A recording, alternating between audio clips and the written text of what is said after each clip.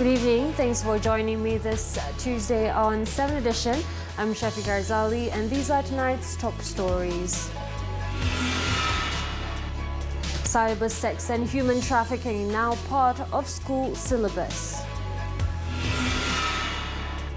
Ex-SSM CEO pleads not guilty to 33 graft counts totaling 5.7 million ringgit. And Turkey unveils plans to resettle 2 million refugees in northern Syria.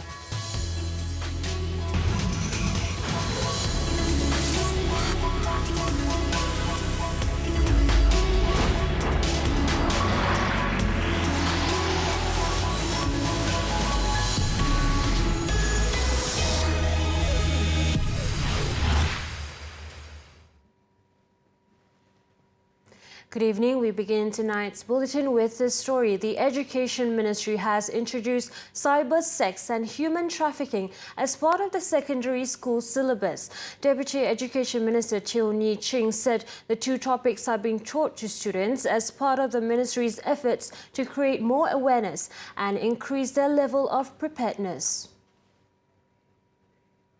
我们也要把这个 cyber sex child grooming 这方面的讯息放进了我们的体育和健康教育里面的一环，所以这方面就是希望让我们的小朋友懂得去分辨，什么样的接触是可以被接受，什么样的接触是必须高声大喊说不的。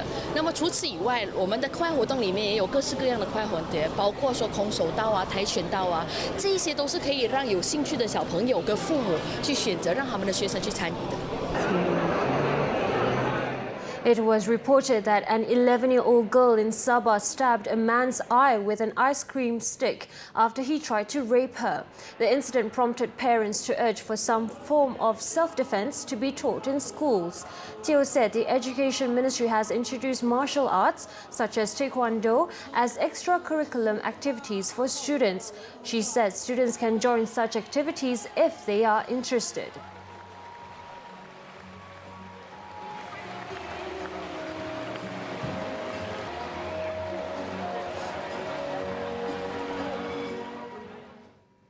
Former Companies Commission of Malaysia SSM Chief Executive Officer Datuk Zahra Abdul Wahab Fenner was charged at the Kuala Lumpur Sessions Court with receiving graft of more than 5 million ringgit 4 years ago. She pleaded not guilty to all 33 charges. Meanwhile, charged separately was her son Abdulaziz Wan Ruslan with receiving 85,000 ringgit and abetting his mother to receive 75,000 ringgit. Datuk Zahra allegedly received some 5.7 million ringgit from several individuals as an inducement for her to approve contracts and tenders involving SSM between 2015 and 2018. She was also charged with abetting Abdulaziz to receive 15,000 ringgit from Samhan Adnan for the development of online networking entrepreneurs in March 2018. Abdulaziz was slapped with 4 counts of receiving bribes and abetment amounting to 160,000 ringgit. The court then set bail at 300,000 ringgit for Datuk Zahra and 70,000 for Abdulaziz. November 26 was fixed for mention. In Selangor, a couple were taken into custody to facilitate a child abuse and murder probe. South Klang police were notified on September 29th of a 4-year-old who died in a house along Jalan Yadi, Klang. The female suspect is reportedly the mother of the child. A post-mortem confirmed that the girl had died from injuries to the abdomen that was inflicted by a metal object. Other bruises, new and old, were also found on the victim's body. The duo, aged 36 and 30, have been taken into custody and are being remanded for 7 days from today. The female suspect's children from previous relationships were brought to the police station for checkups. According to police, medical checks on the female suspect's other 2 children, aged 5 and 8, showed signs of abuse. A third child, aged 4, whom the couple had been taking care of, was also found to have injuries on her body. All 3 children have been sent to the hospital for further medical examinations.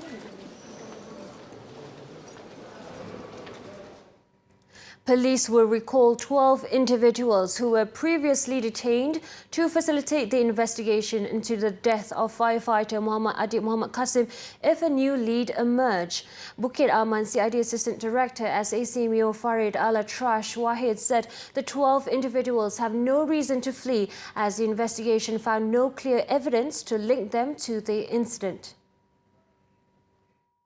Siasatan di bawah Seksyen 302 ke atas kejadian tersebut masih lagi teruskan. Kita tak pernah tutup siasatan tersebut. Mau berapa orang kita tangkap sekalipun, siasatan itu masih teruskan lagi. Mereka-mereka yang kita telah tahan sebelum ini kita telah bebaskan dengan jaminan. Dan kalau ada keterangan-keterangan lain yang menyokong untuk kita memanggil mereka semula, kita akan memanggil mereka semula. On Friday, the Shah Alam Coroner's Court ruled that Adib died after he was assaulted by 2 or 3 unidentified people during a riot in the vicinity of a Hindu temple in Subang Jaya last year. Following the verdict, Inspector General of Police Tan Sri Abdul Hamid Badu said the police would take appropriate action to investigate and identify those involved in his death.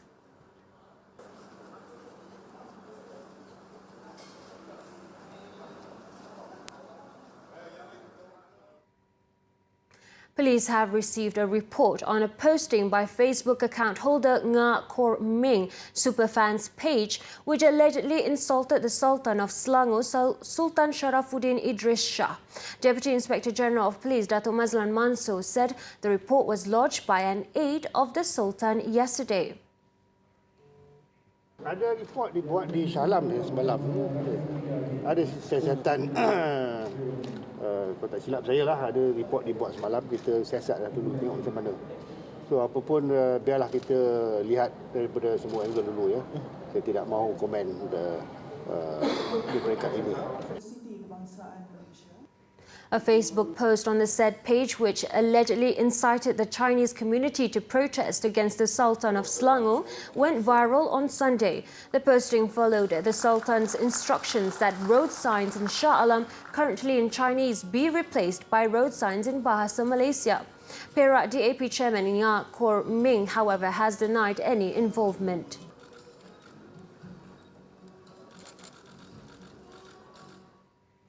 Tun Daim Zainuddin is leading the negotiations with China to retrieve the 8.3 billion ringgit that was paid to contractors of the multi-product pipeline MPP and Trans-Sabah gas pipeline TSGP projects. Finance Minister Lim Guan Eng told Bernama that he thinks Tun Daim is the best person to negotiate because he has the discretion and freedom and is not part of the government. He added that Tun Daim also managed to pull off the ECRL renegotiations without affecting the important bilateral relationship between China and Malaysia, while at the same time was able to get Beijing to purchase more palm oil, put in more investments in Malaysia and assume half of the ECRL operating cost. He added that the pipeline projects in Sabah were among many infrastructure projects that have incurred a huge debt loan for the government, given its dubious nature. The 8.3 billion ringgit payment to contractors of the project comes up to about 88% of the total contract value, despite claiming that 13% of the projects had been completed.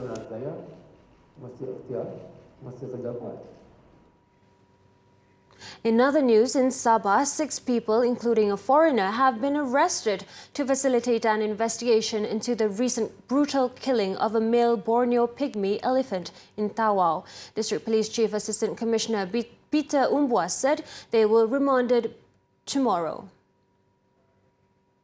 Berusia di antara 48 ke 68 tahun. Kerana disyaki terlibat dalam kes ini dan juga mereka ni ada di antara mereka ni memiliki senjata buatan sendiri. Police also confiscated 56 live bullets and 3 firearms believed to be used by the suspects in connection to the discovery of an elephant carcass. All of them were detained at Felda Umas in Tawau this morning. 2 of the 6 detained were Felda Umas workers tasked to monitor animal encroachment at the plantation. A post-mortem on the body of the Borneo pygmy elephant revealed 70 gunshot wounds, with 1 bullet piercing its head. The case is being investigated under the Firearms Act.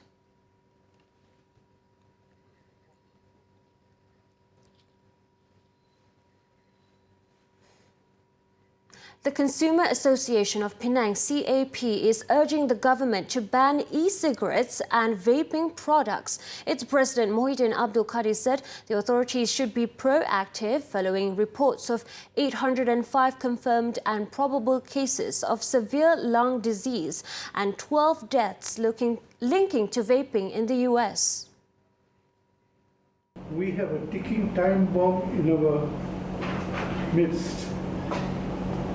There are an estimated 1 million vapers in Malaysia, and about 10% of whom are minors. A 2017 study conducted in Malaysia revealed that 54% of these vapers interviewed obtained their zero nicotine e-liquid from the black market. 30% obtained home-made e-liquid addicted to vaping. He added that the US Center for Disease Control and Prevention report has debunked claims that vaping is a safer alternative to smoking. The report also identified harmful substances in some vaping liquids like diacetyl, which is a chemical linked to a serious lung disease. The world's vaping industry, which has seen rapid growth, has faced growing public backlash over concerns of increased use by young people.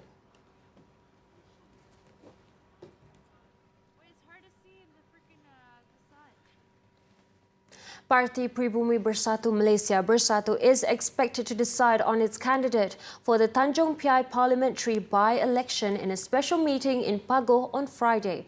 Johor Bersatu Chairman Mazlan Bujang said the meeting would be chaired by party president and Johor Pakatan Harapan Chairman Tan Sri Muhyiddin Yassin. He also said Bersatu Johor would propose Tan Sri Muhyiddin to lead the campaign as elections director in Tanjung Piai. Mazlan said the 14-day campaign period announced by the Election Commission yesterday was normal and would not be a problem for Johor Bersatu. The late Tanjung Piai MP, Datuk Dr. Muhammad Farid Muhammad Rafiq, died on September 21st due to complications from a heart attack. The Tanjung Piai Bersatu Deputy Division Chief won the parliamentary seat in the 14th general election with a majority of 524 votes.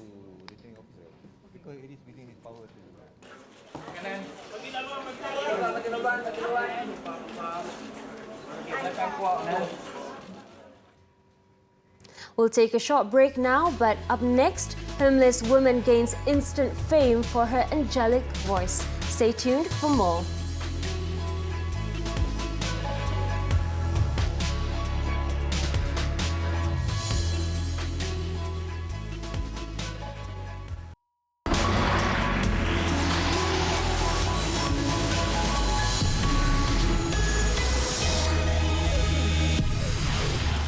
And we're back with foreign news. Turkey's deadline to jointly establish a safe zone with the US in northern Syria by the end of September has passed.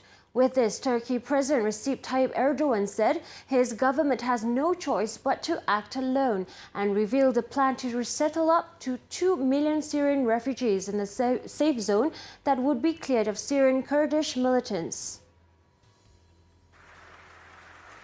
At the opening session of the third legislative session of Parliament's 27th term, Erdogan said that Turkey cannot lose even a single day on the issue after its September 30th deadline was not met by the US. The country has prepared a detailed plan for the resettlement of Syrian refugees that want to return to their home country in a bid to fully eliminate the presence of terrorist groups and facilitate the return of refugees. But this is only after a 30-kilometer wide safe zone in northern Syria is established, where people will be able to live in a stable, peaceful environment. environment. Erdogan said Turkey aimed to host an international donors meeting to get funding for its plan in the area, which he said would stretch from the Euphrates River in Syria east to the Iraqi border. He also explained that 1 million people will be settled in new settlements, while the remaining 1 million will be settled in the existing areas. The US agreed to the safe zone as a way to protect its Kurdish allies in Syria and address Turkish concerns about the border. But the planned withdrawal of 2,000 US Special Forces troops in Syria have yet to take place. According to the United Nations High Commissioner for Refugees, over 3.6 million Syrian refugees are currently living in Turkey.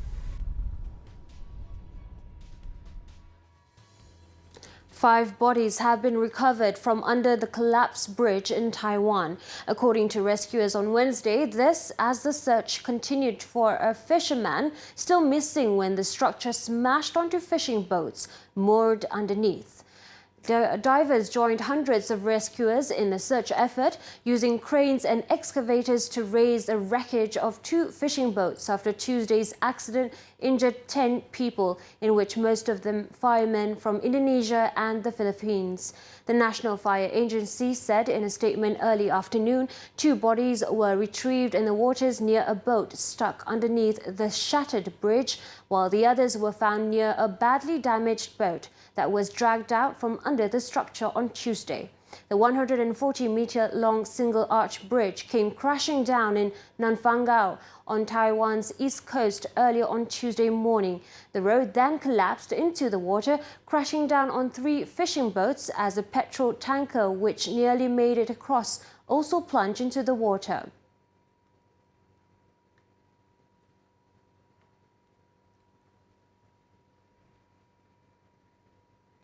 A Hong Kong police officer shot a protester with a live round on Tuesday after his unit was attacked by demonstrators in Siu Wan district during sustained clashes in the city. The spokesperson said the shot hit the shoulder of an 18-year-old boy. The wounded boy was taken to the hospital and underwent surgery where the bullet was removed from his shoulder. He is now in a stable condition. At least 51 people had been admitted to hospitals across the city following Tuesday's clashes, with 2 in critical condition. More than 180 people were arrested and 25 police officers were hurt in the clashes. Meanwhile, hundreds of Hong Kongers staged a sit-in outside the school of the teen protester who was shot. The international finance hub has been left reeling from the shooting, the first time a demonstrator had been struck with a live round in nearly 4 months of increasingly violent pro-democracy protest.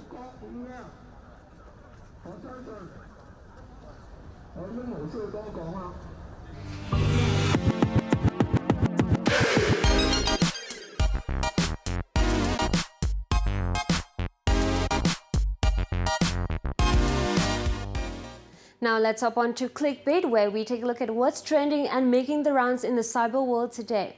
In the US, a homeless woman who once dreamed of being a professional singer might have finally scored her big break. 52-year-old Emily Zamurka belted out effortlessly to the great Puccini's O mio babbino caro at a Los Angeles metro station, and it so happens that a police officer was there to record the moment. After posting it on social media, netizens were left in awe, and the number of viewers has almost hit 1 million in less than a week. Take a look. Zamurka isn't a trained singer, but she became the subway soprano instantly. With a trolley and bags containing her entire worldly belongings, her voice fills the subway station to the delight of commuters.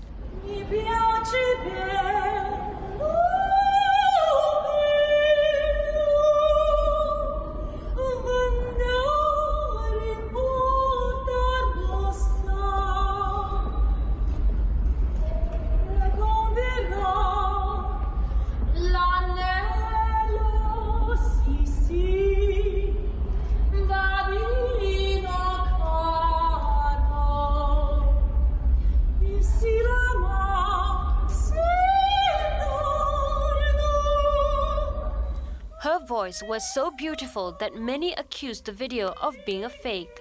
Others said they had seen her several times on LA's tube system. Well, whatever it is, the amount of spotlight gained is certainly a miracle for Zamurka, as it landed her several GoFundMe campaigns, and around $70,000 have been raised to help her find a home and replace her violin, which she says was stolen 3 years ago. She has also reportedly been booked to sing on Saturday night at an event in Los Angeles. Coming up, at Sunrise Industry in caring for the elderly. We'll be right back.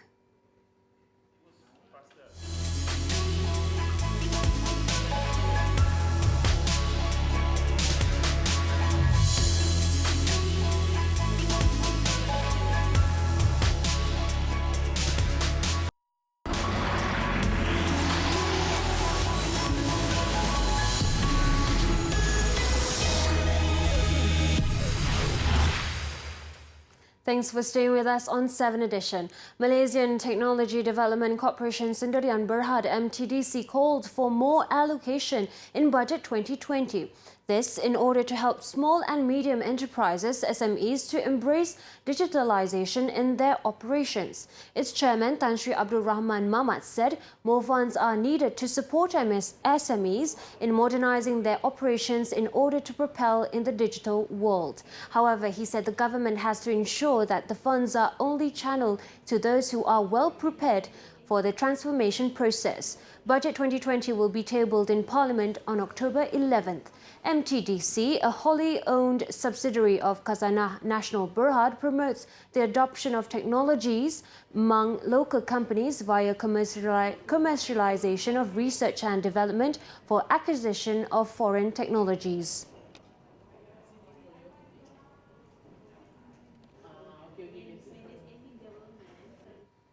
Malaysia Airlines Berhad MAB formed a code-share with its partner airlines in the One World Alliance, British Airways, to offer seamless one-stop air connectivity between Kuala Lumpur and several major cities in the UK. In a statement, MAB Group CEO Captain Izham Ismail said all code share service will be marketed as Malaysia Airlines flights, thus simplifying ticketing to one document issued by the national carrier. The code share would provide an excellent opportunity to expand the airline's UK and European network without having to mount its own flights to the various cities in the region. This is part of MAB's strategy to develop commercial cooperation with One World Alliance members. Malaysia Airlines flies double daily to London Heathrow from Kuala Lumpur International Airport.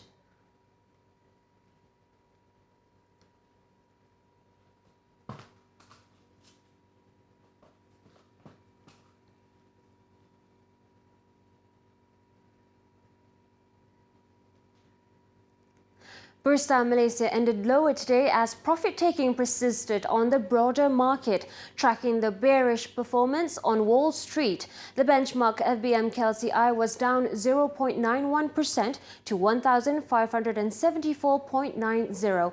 On to stocks to watch. Malakoff Corporation Berhad is believed to compensate the loss of earnings from the potential disposal of a 50% stake in MacArthur Wind Farm, Australia, by earnings from the acquisition of a 12% effective stake in the Shuaibah assets located mainly in Saudi Arabia. Next, Berjaya Food Holdings are bringing an optimistic perception on its business strategy of closing high-rent locations in favor of small-format stores. Berjaya Foods' key value comes from the robust growth of Starbucks Malaysia, which is expected to continue to open 25 to 30 stores per annum. And last but not least, Telekom Malaysia Berhad launched its Pay Nothing promotion yesterday, whereby new and existing unified broadband subs that sign up will enjoy monthly fee waivers upon activation till December 31st. TM's aggressive promotions may suggest that it is trying to revive unified subs growth and lock in existing subs in the face of more intense competition. This is an elderly care centre. It's like a childcare but for elderly customers. Children can drop off their parents in the morning at 9 a.m. and pick them up after work at 6 p.m.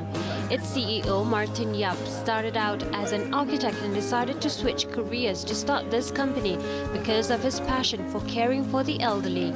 My Care Concierge has 4 nursing centres that provide full-time care and 2 daycare centres for the elderly. This daycare is unique. It's a co-working space where Martin and his core team have hands-on experience interacting with clients. What we do is that all our caregivers are actually trained and certified by Utah University Tunku Abdul Rahman and CUCMS, so Cyberjaya University Medical Science, which means that the standard of quality of training allows them to take care of them in the most professional way. On top of that, when we send a professional caregiver to the home, you would have the care manager that also will allow, in a way, it's almost like an advisor. So the advisor will then make sure that the entire process is well taken care of. Not only that, we actually have a tech app. So that technology app allows family members to be able to see what goes on a day-to-day basis. With the data in the app, caregivers are able to detect health problems and let loved ones overseas track those in their care. Their service range from 230 ringgit a day to 3,800 ringgit a month. Martin says the way to gain their customers' confidence is about having the right process and approaching things systematically. So the key is really about going through it systematically and making sure that the way that they go about the training. And one thing is that we do have a great pool, about 1,200 nurses, therapists, and caregivers. It means that we can always, if a caregiver is not well, we can always send someone there. So this is really the logistics things that we've already worked out. And we've been in this business for many years already, so it's really about knowing through the experiences how to care for them better. Moving forward, they are expecting to open more centres, so it looks like the business of looking after those in their twilight years is turning into a sunrise industry.